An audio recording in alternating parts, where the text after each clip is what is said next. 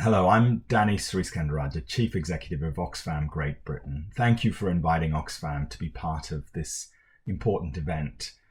OXFAM is a global humanitarian and development NGO that's been working to alleviate poverty and suffering around the world since we were founded 80 years ago.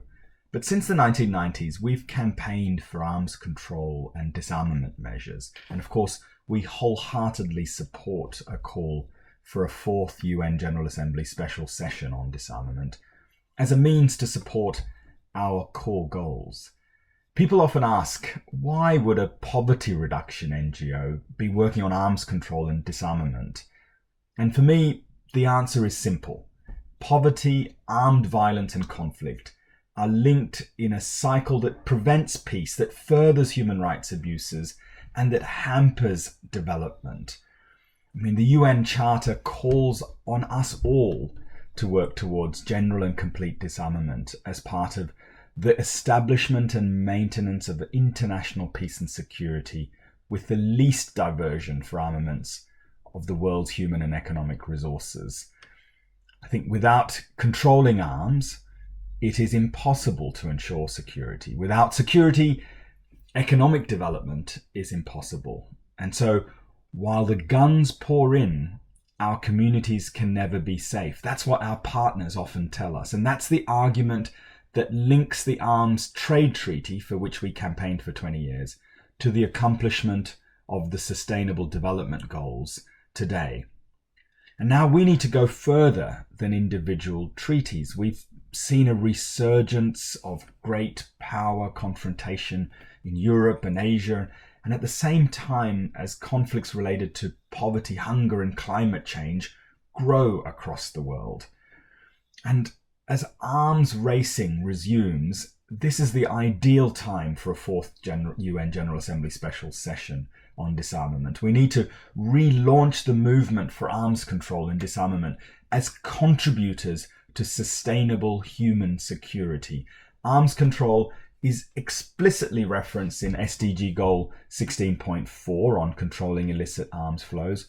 And so reducing arms and limiting their use would underpin the achievement of many SDGs. SDG 1 on reducing poverty, 2 on ending hunger, 4 on good health, 5 on reducing gender-based violence, 11 on creating sustainable cities and communities, 17 on partnerships. I could go on. Our experience shows us the global community needs to act on this now.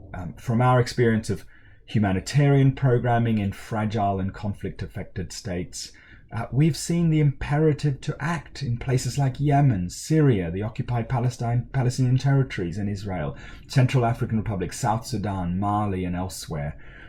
Controlling arms requires transparency. Transparency in military affairs, and providing the legislative, administrative, and legal frameworks that make implementation possible.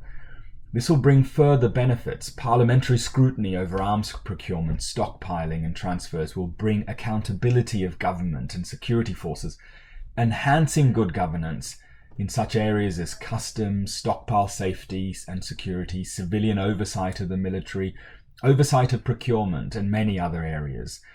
They also give states an enhanced sense of security as they can understand far better their neighbours' security postures. This won't be easy. Wealthier states can afford treaty implementation. Those with less resources will need financial and technical assistance.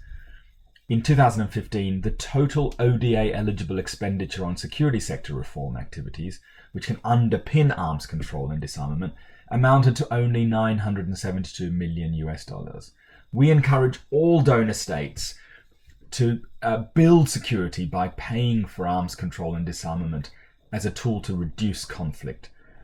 OXFAM remains committed to working with you towards a world where arms control helps underpin economic development, reduce poverty and suffering and human harm across the globe. And we look forward to participating at the next special session on disarmament. Thank you.